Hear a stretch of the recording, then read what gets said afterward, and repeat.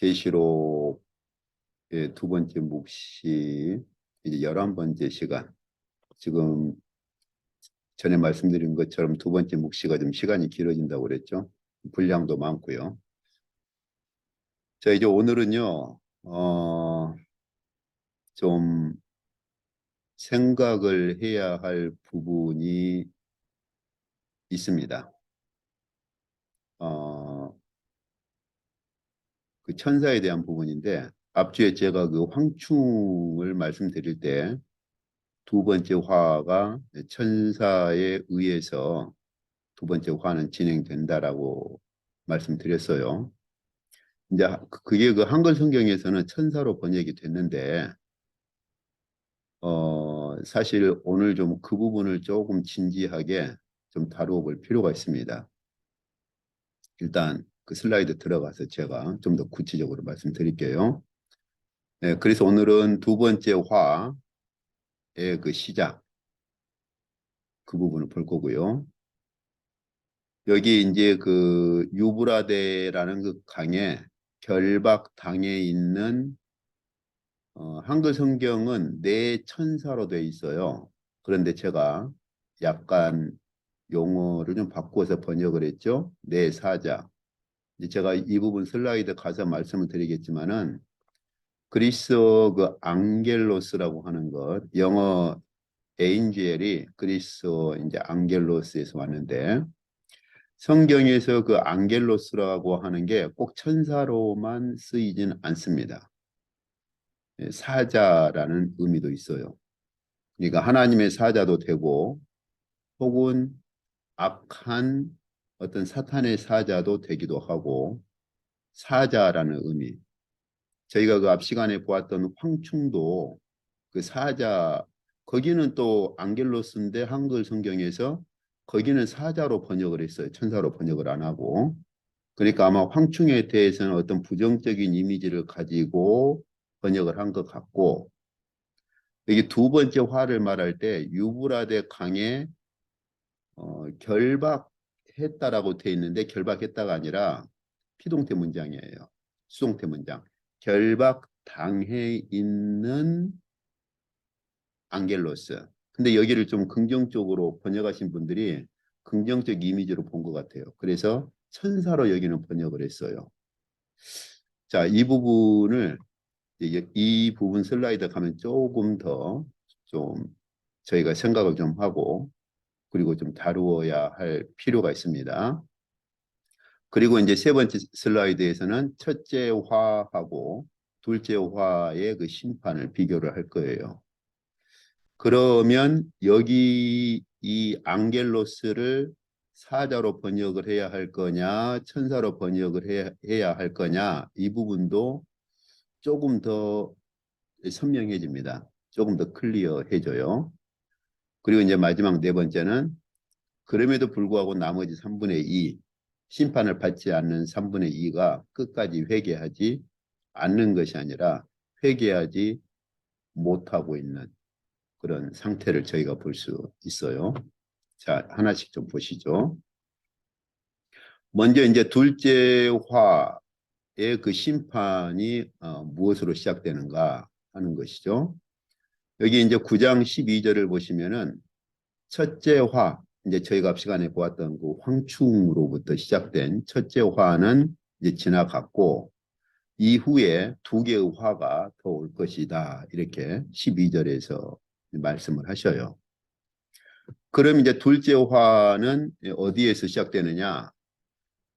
여기 이제 12절에서 그 말씀을 하시고 13절에서 여섯째 천사가 나팔을 부니까 어디에서요? 하나님 앞 금제단. 예. 이제 보통 저희가 하나님 앞에 제단 각 귀퉁이에 뿔 4개가 있잖아요. 예. 그래서 하나님 앞에 있는 금제단의 4뿔에서 이제 소리가 나오죠. 그러니까 결국 무엇을 할 수 있죠? 둘째 화가 어디에서 시작된다라고 하는 걸 알 수 있나요? 하나님 앞에 있는 그 제단에서 둘째 화가 시작된다. 이건 저희가 사실 그 전에 이미 그 나팔 심판 볼 때 저희가 살펴보았어요. 하나님 앞에 그 제단이 있고 그 제단으로부터 심판을 시작하죠. 그래서 저희가 그 나팔 심판 시작할 때 그 배경을 하나님의 제단으로부터 심판이 시작되는 그 배경을 이미 보았는데, 이건 제가 거듭 말씀드린 것처럼 에스겔 배경이 있다 그랬죠. 그래서 그 하나님의 보호자 아래에 있는 제단에서 이렇게 심판의 숯불을 뿌려버리죠. 그래서 역시 두 번째 화도 결국은 제단에서 시작되는 심판의 배경을 가지고 있는 것이죠. 특히 이 제단은 무엇과 관련되어 있었죠? 저희가 앞번에 볼 때 순교자들이나 고난당한 성도들의 기도가 하나님의 제단에 상달되었을 때 하나님께서 그렇게 심판을 집행하시는 그 공의의 심판을 저희가 볼 수 있었죠. 자, 그러면 이제 두 번째, 여기 번역이 약간 빠졌네요. 결박당한. 예. 그래서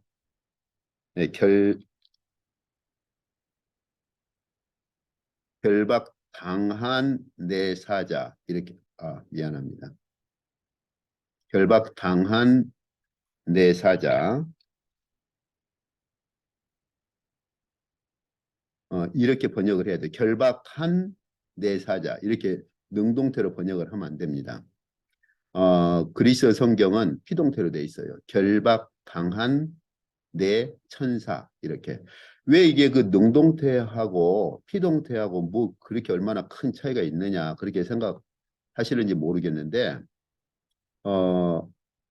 우리 한글 성경은 결박한 내 천사 이렇게 번역을 했어요. 결박한 내 천사. 그래서 여기 내 천사입니다. 볼까요? 예. 이제 그러다 보니까는 어떤 의미가 좀 강해지느냐면, 그냥 하나님께서 잠시 이렇게 결박해 놓고 있는 내 천사 이렇게 받아들이기가 쉬워요. 근데 제가 처음에 서론에서 말씀드린 것처럼 앙겔로스라고 하는 것은 천사로도 번역될 수 있고 사자로도 번역될 수 있습니다. 그럼 만약 사자라는 개념으로 우리가 번역을 했을 때 결박한이 아니라 결박당한 어떤 사자들, 이렇게 본다면 그때는 우리가 천사로 보기 힘들어지죠. 그래서 실제로 학자들 간에도 여기를 천사로 볼 거냐 아니면 우리가 하나님에 의해서 묶여 있는 결박당한 사자들로 볼 거냐, 이 문제 가지고 언쟁이 있는데 대부분은 이걸 천사로 보는 견해고, 하나님에 의해서 결박당한 어떤 사자로 보려는 시도는 잘 엄두를 못 내고 있어요. 그리고 참 희한하게도 제가 방금 말씀드린 것처럼 이 앙겔로스가 꼭 천사만이 아니라 사자라는 개념이 있음에도 불구하고 전반적으로는 많은 경우에 학자들이 여기를 천사의 개념에 너무 집착을 하고 있어요. 자, 조금 더 이제 슬라이드 들어가서 좀 봅시다. 여기에 보시면 나팔 가진 여섯째 천사에게 이제 말을 하죠. 그 하나님 보좌 앞에 있는 제단에서 그 제단에 있는 뿔에서 소리가 나와요. 그러니까 하나님께서 그 보좌 앞에 있는 제단을 통해서 말씀을 하시는 거예요. 자, 큰 강 유브라데에 결박한 내 천사를 놓아주라. 이렇게 한글 성경은 이렇게 번역을 했어요. 결박한 내 천사를 놓아주라. 그런데 방금 제가 말씀드린 것처럼 능동태가 아니라 피동태로 번역을 해야 되니까 결박당한 이렇게 번역을 해야 하고요. 이게 천사는 사자로도 번역을 할 수가 있습니다. 그러니까 결박당해 있는 내 사자를 이제 놓아주라 이렇게도 번역을 할 수가 있는 것이죠. 그래서 내 천사가 잠시 풀리는 거죠. 근데 이 천사가 어떤 존재들이냐 보니까 여기 연, 월, 일, 시 이 표현은요. 하나님이 정하신 어떤 때를 말합니다. 그래서 보통 이제 유대인들의 그런 표현 방식인데 어떤 연, 월, 일, 시가 있다 그 말은 어떤 정해진 그 때가 있다 이런 표현을 보통 할 때 쓰거든요. 그러니까 지금 결박당해 있는 내 천사 혹은 내 사자가 있는데 그들은 어떤 정해진 그 때에 사람 3분의 1을 죽이기로 준비된 자들입니다. 예, 그리고 여기 결박당한 내 천사들하고 굉장히 중요한 아주 중요하게 그 관계를 가지고 있는 게 뭐냐면 그 다음에 보니까 마병대가 있어요. 마병대. 예, 여기서 마병대는 이제 기마병대를 말합니다. 그런데 이제 이 본문을 더 계속 보시면은 이 결박당에 있는 내 천사 혹은 내 사자가 이 마병대를 움직여요. 다시 말하면 이 마병대의 이 마병대를 총관할하는 자들입니다. 그런데 이 마병대는 완전히 그 하나님의 심판을 집행하는 우리가 그 앞주에 보았던 황충과 거의 같은 성격을 가지고 있어요. 아까 그래서 제가 첫 번째 그 슬라이드 순서에서 첫 번째 화와 두 번째 화를 비교해 본다고 했잖아요. 그 슬라이드에 가서 비교해 보면 여기 마병대는 황충하고 거의 성격이 같습니다. 다시 말하면 이런 그 하나님께서 어, 인을 맞지 아니한 사람들을 심판하는 데 사용하는 이러한 악한 존재들이에요. 황충이 그랬듯이 이 마병대도 그래요. 그러니까 이 마병대가 근데 누구에게 속해 있느냐? 이 결박당한 내 천사 혹은 사자들에게 속해 있어요. 이 관계를 저희가 좀 눈여겨볼 필요가 있습니다. 예. 이 마병대는 이 마병대는 누구와 관계가 있느냐? 결박당한 어떤 사자들, 결박당한 이 사자들하고 관계가 있어요. 이 마병대는 이 결박당한 사자들에게 속해 있어요. 자, 그러면 이제 조금씩 저희가 좀 생각을 해볼 필요가 있겠죠. 이걸 그럼 천사로 번역할 거냐, 천사로 볼 거냐, 사자로 볼 거냐 하는 것. 그리고 결박당해 있다 이 표현은 일반적인 표현이 아닙니다. 조금 이따 볼 거예요. 그래서 점점 우리가 이런 것들을 조금씩 더 깊이 들어갈수록 이 앙겔로스는 천사로 보기가 점점 더 힘들어집니다. 그런데 이제 안타깝게도 지금 대부분의 요한계시록 책들은 심지어 한국에서 좀 알려져 있고 뭐 요한계시록을 좀 깊이 연구했다고 하는 그러한 책들까지도 이 여기를 사자로 보지 않고 천사로 봐요. 그런데 좀 상당한 그 이런 문제가 좀 있어요. 자, 그럼 이제 보시죠. 방금 제가 말씀드린 것처럼 결박당한 내 천사 혹은 이 사자는 결박당한 내 천사 혹은 이 결박당한 거예요. 결박당한 내 천사 혹은 이 사자는 3분의 1을 죽이기로 준비된 자들인데 이 3분의 1을 죽이기로 준비된 이 자들이 누구를 소유하고 있느냐? 마병대를 소유하고 있습니다.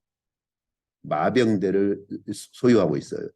이 마병대는 당연히 앞주에 저희가 보았던 황충과 같은 이거 이제 서로 비교해 보면 금방 알 수 있어요. 예, 황충과 같은 마병대를 소유하고 있는 그러한 자들입니다. 그러면 천사가 악한 존재들을 소유하고 있다? 이렇게 볼 수 있을까요? 좀 쉽지가 않죠? 예. 그래서 제가 한국에 있을 때 보았던 책 중에 그래도 그럴듯하게 이걸 자꾸 설명하려고 하는 이론 중에 하나가 천사가 이 악한 존재들을 제어하고 있다가 잠시 동안 이 악한 존재들을 풀어준다. 이렇게 이런 시도로 설명을 하는 이론이 있었는데 그래도 그나마 그중에 조금 설득력 있는 설명인데 근데 문제는 그 책에서 이 결박당했다고 하는 이 개념을 설명하지를 못했어요. 이 개념이 참 중요하거든요. 자, 그럼 한번 봅시다. 여기 이제 결박이라고 하는 게 이제 네오라고 하는 이 그리스어를 사용하는데요. 어, 일반적으로 쓰일 때는 그냥 뭘 묶을 때 씁니다. 우리 주님께서 비유를 말씀하실 때 곡식 가라지와 곡식 비유해서 이제 그 곡식은 묶어서 곡간에 이렇게 그럴 때 그냥 곡식을 묶을 때도 써요. 예. 그런데 조금 특이한 문장, 가령 영적인 존재들에게 이 동사를 쓸 때는 한번 생각해 보세요. 영적인 존재들을 묶을 수 있겠어요? 힘들죠. 그래서 두 가지 개념, 영적인 존재들하고 그다음에 감옥 개념과 함께 쓰일 때, 영적인 존재들하고 감옥 개념하고 함께 쓰일 때는 그때는 의미가 상당히 좀 독특한 의미를 가져요. 다시 말하면 감옥에 집어넣어 버리는 거, 결박해 가지고 감옥에다 집어넣어 버리는 거. 가령 여기 마태복음 14장에 보면은 세례 요한이 결박당해서 감옥에 갇혀버릴 때 그때도 이 동사를 쓰거든요. 데오라는 동사. 그러니까 감옥과 연관해서 쓰일 때는 결박해가지고 감옥 속에다가 집어 넣어버리거나 여기 마태복음 12장은 그 주님께 바리새인들이 지금 주님이 하는 일이 바알세불의 그 권력을 힘입어서 그 세력을 힘입어서 지금 하는 것이다. 병자 치유하고 귀신을 쫓아내고 하는 것이 바알세불의 그런 힘을 빌어가지고 그 권력을 힘입어서 하는 것이다. 라고 그렇게 비난을 하니까 이의제기를 하니까 주님께서 에, 그것이 아니고 내가 이미 사탄을 결박한 것이다 라는 말씀을 하실 때 비유를 가지고 말씀하세요. 자, 사람이 먼저 강한 자를 결박한 후에 그 집에 들어가서 그 집에 있는 물건을 끄집어내오지 않느냐. 지금 이 말씀은 이처럼 내가 이미 귀신을 몰아내고 이런 질병을 고치고 하는 것은 사탄을 이미 결박했다고 하는 것을 보여주는 것이다. 이 말씀을 하실 때 사탄의 결박을 말씀하실 때 이 동사를 쓰셔요. 데오 동사. 그러니까 만약 주님께서 그 여기 그 강한 자의 집에 들어가 그 세간을 강탈하겠느냐 이 말씀의 배경은 뭐냐면 다시 말하면 귀신 들린 자들은 누구의 소유물이었어요? 마치 어떤 집에 그 물건들이 있으면 그 물건은 그 집 주인의 소유물이잖아요. 그런 것처럼 귀신 들리거나 이러한 자들은 한마디로 그 사탄의 소유물로 있었는데 내가 그 사탄의 소유물에서 끄집어내와서 해방을 시켜주려고 하면 결국은 그 사탄을 결박해야 하지 않겠냐. 이 말씀을 비유를 가지고 말씀하시는데 이때 주님께서 결박이라는 영적 존재, 사탄의 결박을 말씀하실 때 이 동사를 씁니다. 그리고 저희가 전에 보았잖아요. 요한계시록 20장에서도 용을 잡고 사탄을 잡아서 결박했다라고 할 때에도 똑같은 이 동사를 써요. 자, 그러면 우리가 이제 어느 정도 결론을 좀 맺을 수 있죠. 영적인 존재들이 결박당한다라고 하는 것은 부정적인 개념으로 쓰지 하나님의 천사들이 결박당해요? 그렇게 볼 수 있는 본문이 없어요. 저희 성경 본문 신약을 다 훑어봐도 신구약을 다 봐도 하나님의 천사들을 말할 때 천사들이 결박당해 있다? 이런 개념은 신구약 다 뒤져봐도 찾을 수가 없어요. 그런데 오늘 주님께서 말씀하신 이 마태복음의 비유에서 말씀하신 비유적 용어, 일종의 메타포라고도 하죠. 이 용어에서나 혹은 하나님께서 계시록 20장에서 사도 요한에게 묵시로 보여주실 때 천사가 결박당해 있는 것을 보여주십니다. 그러니까 여기서 어떤 영적인 존재가 결박한 것이 아니라 결박당해 있다라는 표현은 천사들에게 쓰이기는 거의 힘듭니다. 그러면 이제 저희가 여기서 조금 더 본문을 한 번 더 보시면 유브라데에 결박당해 있는 내 천사라기보다는 내 사자들로 보는 것이 훨씬 더 자연스럽습니다. 그리고 이 결박당에 있는 내 사자들이 누구를 소유하고 있느냐? 바로 황충이라든지 이런 마병대, 악한 존재들을 소유하고 있는 것이죠. 그래서 여기서 저희가 볼 수 있는 것처럼 결박의 대상으로 영적인 존재들을 말할 때는 결박당에 있는 악한 영적 존재들을 가리킬 때 많이 써요.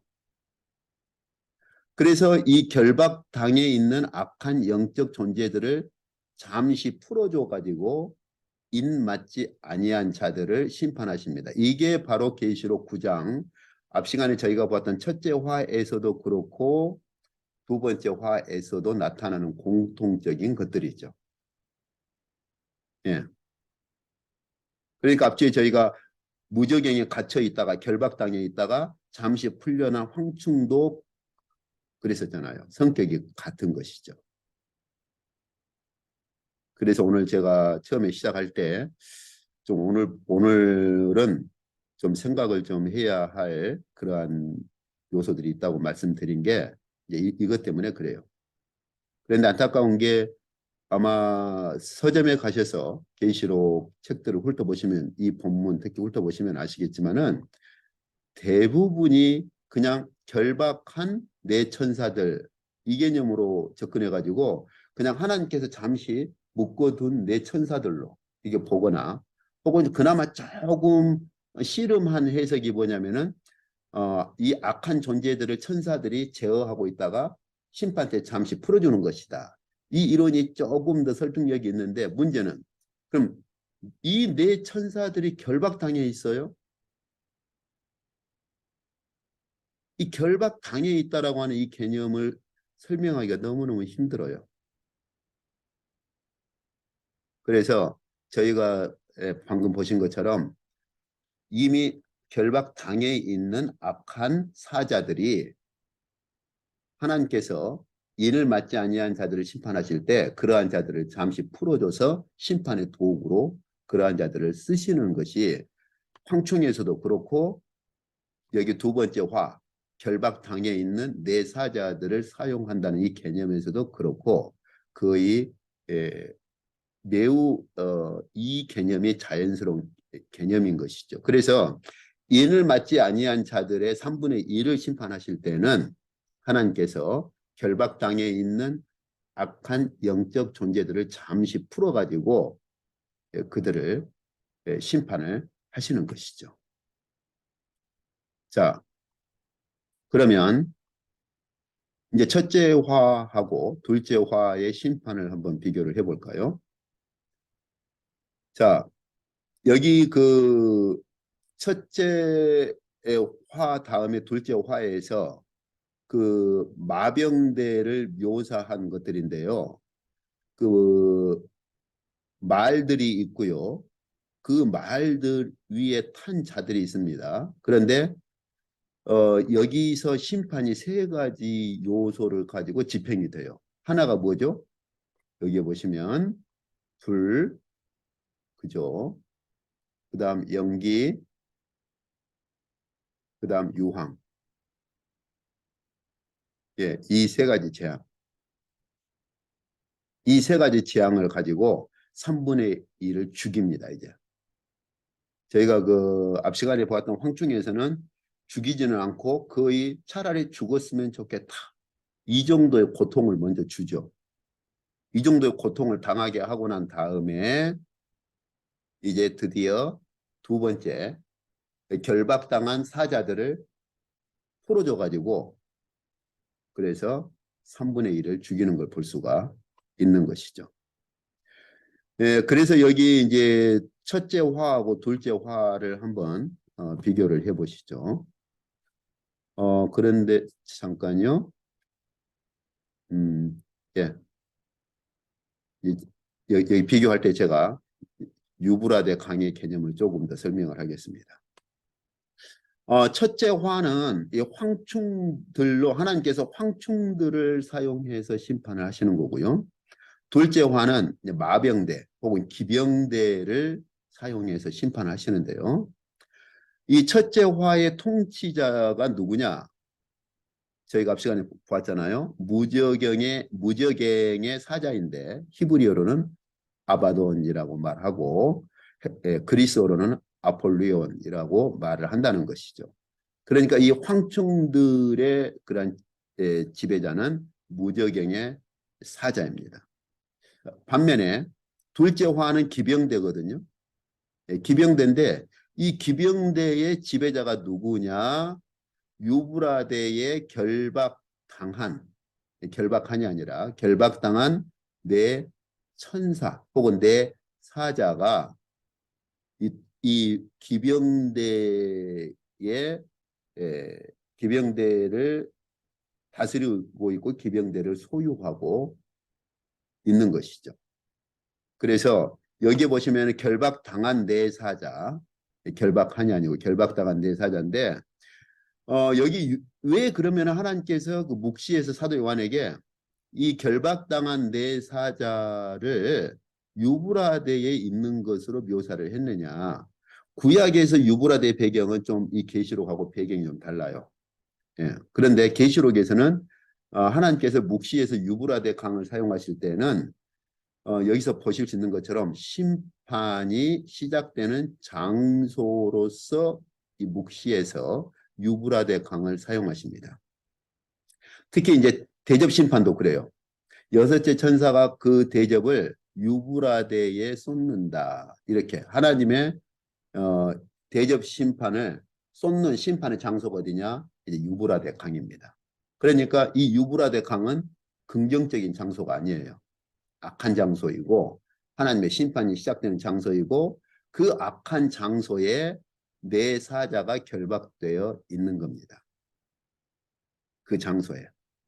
그래서 하나님께서 그 유브라데라고 하는 상징적인 물론 역사적으로 있었던 유브라데 강이지만 묵시에서는 바로 악한 자가 결박되어 있는 장소이고 그리고 하나님의 심판이 특히 마지막 세 번째 화, 이 대접 심판의 화가 쏟아지는 곳이 바로 유브라데지요. 자, 그러면 모습을 좀 볼까요? 황충들을 어떻게 묘사했었죠? 저희가 앞 시간에 봤을 때 전쟁을 위해서 준비한 말들과 같았다. 이렇게요. 그런데 오늘 유브라데 강에 결박당한 네 사자가 이제 다루고 있고 유브라데 강에 결박당한 네 사자가 사용하는 그러한 그 심판의 도구도 뭡니까? 기병대, 마병대. 거의 뭐 같잖아요. 사실 황충도 결국은 사실은 기병대거든요. 예, 황충도 사실은 기병대예요, 기병대. 그러니까 자꾸 우리는 황충이라는 용어에 자꾸 집착을 하는데 황충이라는 용어에 집착할 것이 아니라 그 기병대라는 이 특성을 저희가 좀 이해를 하셔야 돼요. 그 다음에 수는요. 보니까는 아주 그 날개들의 소리가 있고 병거와 많은 말들이 전쟁터로 다시 말하면 아주 수많은 그런 기병대로 이루어져 있죠. 그런데 오늘 여기 그 계시록 9장에 보면은 수를 2만만이라 이렇게 표현을 했는데요. 이것 또 번역이 그리 정확하지는 않아요. 2만만이면은 얼마인가요? 2만씩 만이니까 2억이잖아요. 그래서 NIV에서는 2억으로 번역을 했습니다. 2억으로. 그런데 여기 그리스어 이 표현이 꼭 그 문자적인 2만만, 다시 말하면 2억을 말하느냐? 사실은 꼭 그렇게만 볼 수가 없어요. 예. 그래서 이제 그좀 루이시스라든지 그러한 학자들은 사실은 이 표현이 구약의 그 시편 68편의 17절에서 온 거다. 천천히요 만만이라 하는 이 표현에서 온 것이라고 하는 것을 또 그 주장하고 그러한 근거들을 밝혀내기도 합니다. 예. 그래서 여기서 이 수를 꼭 2억 이렇게 한정할 필요는 없고 셀 수 없이 많은 기병대, 예, 정말 그 어마어마한 기병대 정도로 이해를 하시면 됩니다. 여기 2만만에 막 집착을 해가지고 전에 한국에서 보니까 어떤 분이 2만만의 숫자를 막 또 이제 굉장히 막 이렇게도 해석하고 저렇게도 해석하고 막 비비 꽈가지고 이걸 굉장히 우화적으로 막 해석을 했어요. 그런데 문자적인 2만만이 아니고 거의 뭐 천천히요 만만이라고 표현할 수 있을 정도로 어마어마한 마병대로 그렇게 보시면 돼요. 문자적 2억에 그렇게 얽매일 필요가 없습니다. 그리고 사실은요, 이제 한번 저희가 시간 되면 이제 게마트리아라고 하는 걸 좀 공부를 해보실 필요가 있는데 고대 세계에서는 맥시멈으로 사용하는 문자가 보통 천천히요 만만 단위고 억 단위는 거의 그 당시에 억 단위 개념은 사용되지가 않습니다. 옛날 우리나라 그 뭐 한오백년 뭐 오래 살자는데 그러면서 그 기간을 얼마로 말합니까? 아, 좀 한오백년 살자는데 그러지 뭐 이걸 오늘날처럼 그 이렇게 긴 시간을 말할 때 뭐 10억 광년, 20억 광년, 뭐 몇만 광년 이런 개념은 그 당시에 없었죠. 그런 것처럼 고대 세계에서는 억 단위의 개념은 거의 없어요. 보통 천에서 만, 천천히요, 만만이라 이 표현은 정말 어마어마한 수를 말할 때 그때 천천히요, 만만이라 가령 시편이나 베드로 사도도 하나님께는 하루가 천년 같고 그렇죠. 천년이 하루 같다라고 할 때에도 꼭 문자적인 천년을 말하겠어요? 하나님께는 시간이 하루가 천년이요 그렇게 말할 때는 하나님은 더 이상 어떤 시간에 얽매이지 않는 더 이상의 표현할 수 없는 그 시간을 말할 때 예, 이렇게 천을 말하고 에, 자기 양들이 어마어마하게 많다라고 할 때에도 천천히요 만만이라 이런 표현을 씁니다.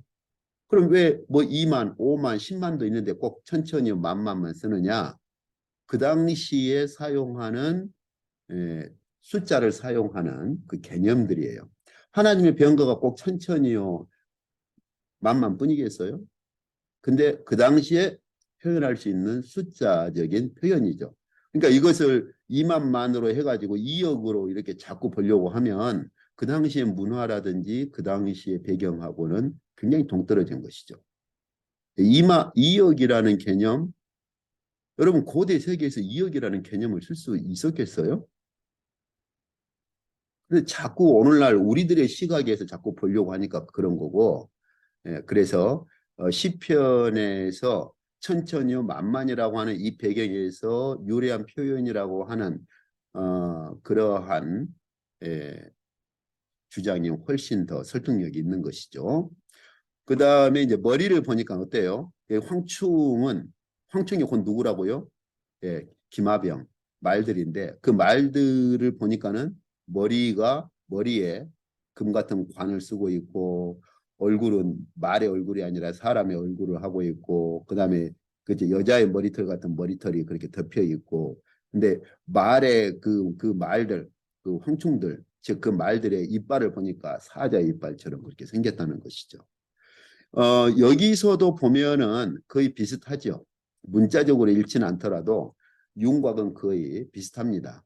그래서 그 말들의 머리가 보니까는 사자 머리처럼 생겼고 입에서는 불과 연기와 유황이 나오죠.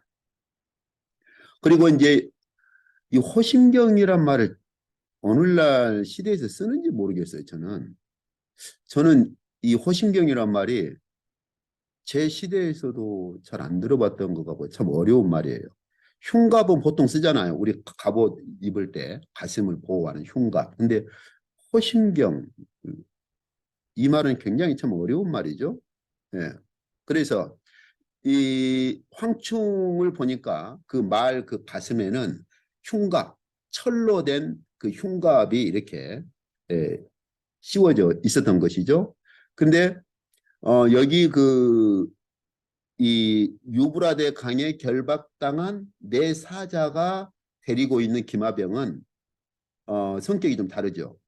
어, 그 흉갑이 어떤 걸로 돼 있어요? 불빛, 자줏빛, 유황빛으로 그렇게 되어 있는 이런 흉갑을 가지고 있는데 사실은 이 흉갑은 심판과 거의 같은 것이죠. 불빛은 결국 그 기마병의 입에서 나오는 불 심판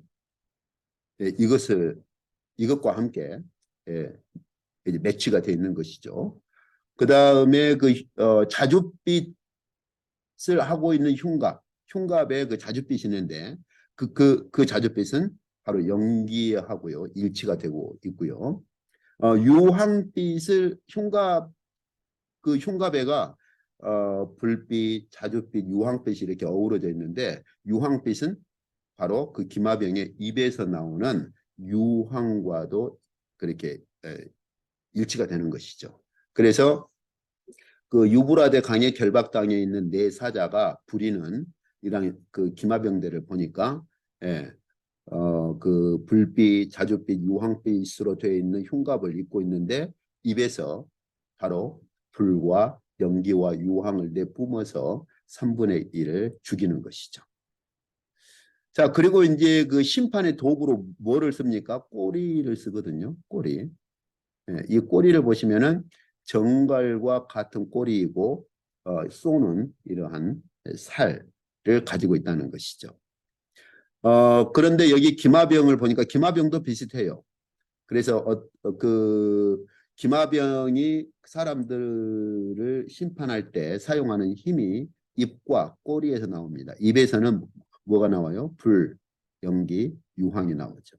꼬리에서는 여기 그 황충의 기마병은 정갈과 같은 꼬리를 가지고 있는데 여기 그 네 사자가 부리는 이런 기마병은 뱀 같은 꼬리가 있는데 그 꼬리 끝에 머리가 그렇게 달려 있어서 그 머리로 해친다는 것이죠. 여기서 저희가 이제 한 가지 생각을 해야 될 것이 자꾸 저희는 이 황충의 기마병들이나 결박당한 내 사자가 부리는 이러한 마병대를 볼 때 어떤 그 모습을 자꾸 막 이렇게 머릿속에 그림으로 그리려고 하는데 사실은 하나님께서 묵시에서 이러한 모습들을 보여주시는 것은 이러한 모습들을 어떤 뭐 그려보거나 그러라고 보여주신 것이 아니고 이 모습들은 전부 다 뭐를 말해요? 심판의 성격 그리고 기능 이런 것들을 묵시에서 보여주시려고 하시는 거예요. 왜냐하면 영적인 존재가 이렇게 불과 연기와 유황으로 3분의 1을 죽이고 이 영적인 존재들은 아주 셀 수 없는 기마병대처럼 어마어마한 수로 이루어져 있고 그렇죠? 예. 그리고 그러한 자들이 아주 그 하나님께서 심판을 하도록 잠시 풀어주실 때 아주 그렇게 그 정갈처럼 아주 정갈이 이렇게 쐈을 때 가지는 그런 고통을 주고 그렇죠? 그리고 그러한 영적인 존재들이 이렇게 그 3분의 1을 어떻게 죽이는가 이런 심판의 성격이나 기능을 영적인 존재들의 그러한 모습들을 인간의 언어로는 표현이 안 되잖아요. 그렇기 때문에 이러한 묵시에서 이런 어떤 특정한 형상을 가지고 그 심판의 특성 혹은 심판의 성격들을 보여주신 것이기 때문에 저희가 이 본문들을 읽을 때 자꾸 막 머릿속에 금 같은 관이 있고 뭐 사람 얼굴이 있고 뭐 머리털이 있고 자꾸 이런 걸 머릿속으로 이 모습을 그리려고 하면은 하나님께서 묵시에서 보여주신 의도에서 벗어나는 거예요. 이 모습을 그리려고 하지 말고 하나님께서 묵시에서 이런 모습을 보여주시는 것은 이러한 영적인 존재들이 가지는 심판의 어떤 특성, 심판의 성격, 심판의 기능이 무엇인가 하는 것을 나타내려고 하시는 것이지 이런 영적인 존재들을 그려보라고 그렇게 하시는 건 아닙니다. 근데 이제 한 번씩 그 보면은 막 여기 모습들에 굉장히 흥분해가지고 막 강조를 하고 막 하시는 분들이 있어요. 근데 사실은 그건 별로 의미가 없어요. 하나님께서 왜 이런 상징적인 모습들로 보여주셨느냐? 바로 하나님께서 이러한 영적인 존재들을 사용해서 심판하시는 심판의 특성이나 성격이나 기능이 무엇인가를 보여주려고 하신 것이죠. 자, 이제 마지막. 그럼에도 불구하고 3분의 2는 안 죽잖아요. 그 살아남은 자들이 어떻게 하는가 하는 것들을 좀 보시죠. 그래서 여기 9장 20절, 21절을 보시면 이 재앙이 죽지 않고 남은 3분의 2, 이 사람들이 그러면 그러한 심판들 가운데서 회개하고 그러느냐? 전혀 그렇지 않습니다. 회개하지 않고 오히려 귀신이라든지 오히려 더 예, 회개를 하지 않고요. 오히려 자기들을 심판하는 도구로 쓰인 그런 영적인 존재들에게 오히려 더 그런 귀신이라든지 이런 우상들에게 오히려 절하고 또 그들이 행했던 살인, 예, 물론 여기 살인에는 순교자들을 죽인 그 살인도 포함되어 있죠. 그리고 복술, 음행, 이런 도둑질을 회개하지 않더라는 것이죠. 그런데 이제 엄밀하게 말해서 악한 자에게 사로잡힌 자들이 얼마나 완악한가 이것도 볼 수 있지만은 사실은 이렇게 악한 자들에게 사로잡히면 아무리 이런 모습을 봐도 자기들이 섬기는 악한 자들이 자기들을 심판하는 그런 모습을 볼지라도 그들은 그들 스스로 회개를 하지 못해요. 자의적 회개를 하지 못합니다. 이게 그 영적인 악한 영들에 사로잡혀 있는 자들의 특성이죠. 우리 뭐 지금 어떻습니까? 뭐 신천지라든지 설령 거기에 빠져가지고 그런 뭐 이런저런 문제들을 발견한다고 해서 그 사람들이 물론 이제 빠져나온 사람들이 있죠. 그러나 정말로 그 악한 영에 사로잡힌 사람들은요, 그걸 봐도 빠져나오지 않습니다. 예. 그래서 그러한 것들을 보고 깨닫거나 그래서 빠져나온 사람들이 있는가 하면 그런 것들을 봐도 아무런 감각 없이 혹은 더 빠져 들어가는 사람들이 있는 것이죠. 그게 이제 악한 영들에게 사로잡힌 그러한 자들의 모습이라고 볼 수가 있는 것이죠. 그래서 마지막 이 3분의 2, 이 마지막 3분의 2는 결국은 이제는 악한 영들이나 악한 자들을 심판하지 않고 주님께서 오셔서 완전히 다 이 악한 자들 지금 그 악한 그러한 그 적그리스도로부터서 해서 적그리스도를 추종하는 모든 자들을 주님께서 오셔서 마지막 최종적으로 그들을 무저갱에서 불못으로 내 던지시는 것이죠. 그것이 이제 최종 심판입니다. 그래서 제가 앞 시간에도 말씀드렸지만은 저희가 그 심판의 개념을 좀 이해를 하셔야 돼요.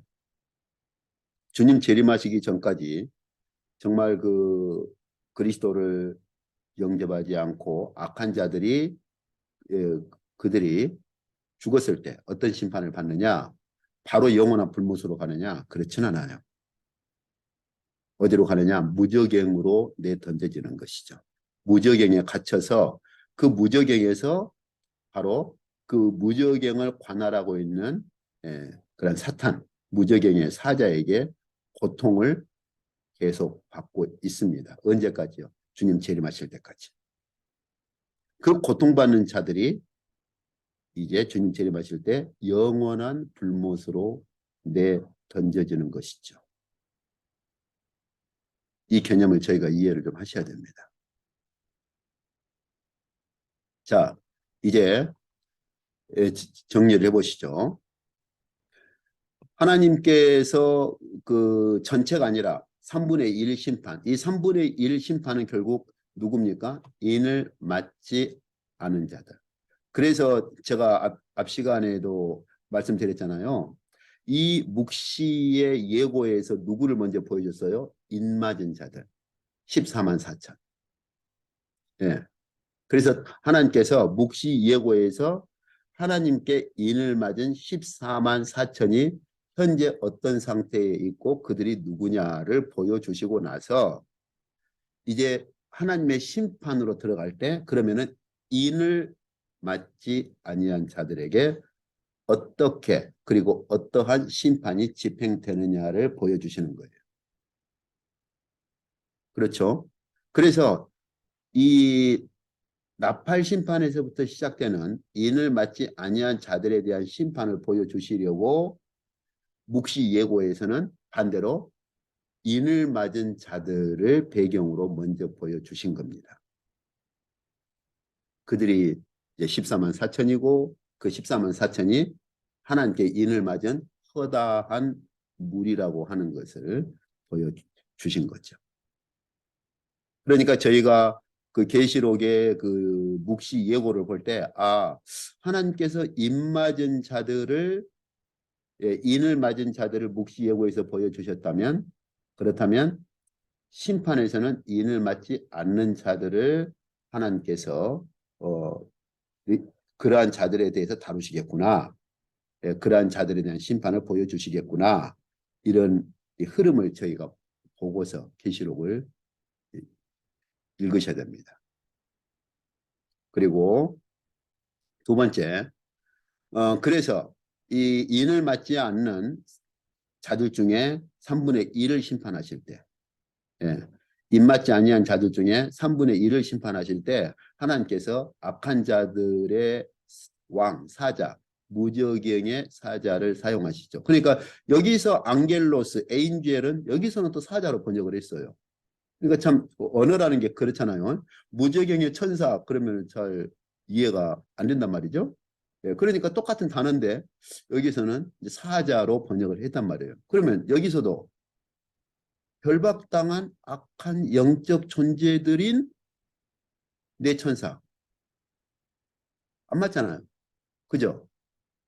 그러니까 여기서도 결박한이 아니라 결박당한 내 사자들.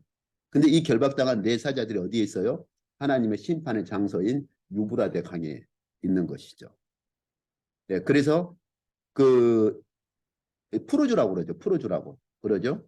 예, 저희가 그 계시록 아까 시작할 때 봤잖아요. 예, 그래서 천사가 여섯째 천사가 나팔을 불었을 때 유브라데 강에 결박당해 있는 내 사자들을 풀어줘라 이렇게 마치 이 황충이 그러니까 여기 악한 자들의 왕인 무저갱의 사자에게 키를 줘서 잠시 이렇게 풀어주는 것처럼 예, 그런 것처럼 그러니까 굉장히 이게 그 자연스러운 그러한 그 본문이죠. 예. 근데 왜 이걸 그 피동태 개념으로 설명을 한 책들이 참 없어요. 희한하게 결박한 내 천사 이렇게 번역을 하다 보니까 하나님께서 잠시 뭐 묵고는 천사들이 있나 뭐 그냥 그 정도로 생각을 하는 것이죠. 이제 그리고 결박당한 내 사자들이 누구를 끌고 오느냐? 기마병을 끌고 와서 불, 연기, 유황으로 3분의 1을 죽입니다. 예. 그래서 이 기마병을 소유하고 있는 자들이 누구냐? 결박당한 네 사자들이에요. 그래서 이 결박당한 네 사자들이 불, 연기, 유황으로 3분의 1을 다 죽이죠. 예. 그래서 저희가 이 본문을 볼 때 아까 제가 그 말씀 드렸지만은 결박당한 네 사자들하고 이 마병대와의 관계를 놓치면 안 됩니다. 예.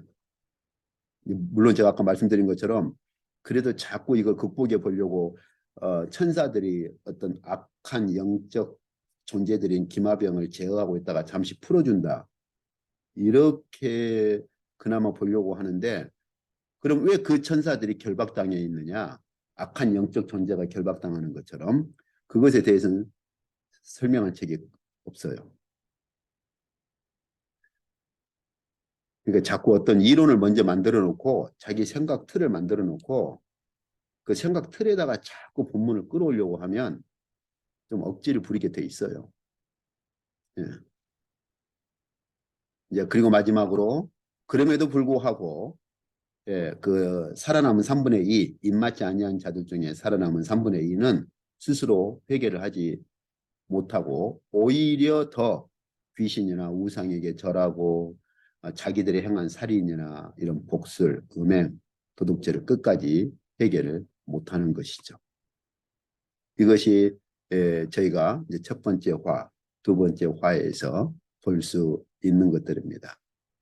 그래서 주님 재림하셔서 마지막 심판을 집행하시기 전까지는 하나님께서 오히려 무저갱의 사자라든지 결박당해 있는 그러한 네 사자들, 영적인 그런 존재들로 네 사자들을 끌어와서 오히려 그 3분의 1을 심판하는 도구로 쓰시는 걸 이렇게 볼 수가 있죠. 예. 네, 오늘 이쪽까지 하도록 하겠습니다.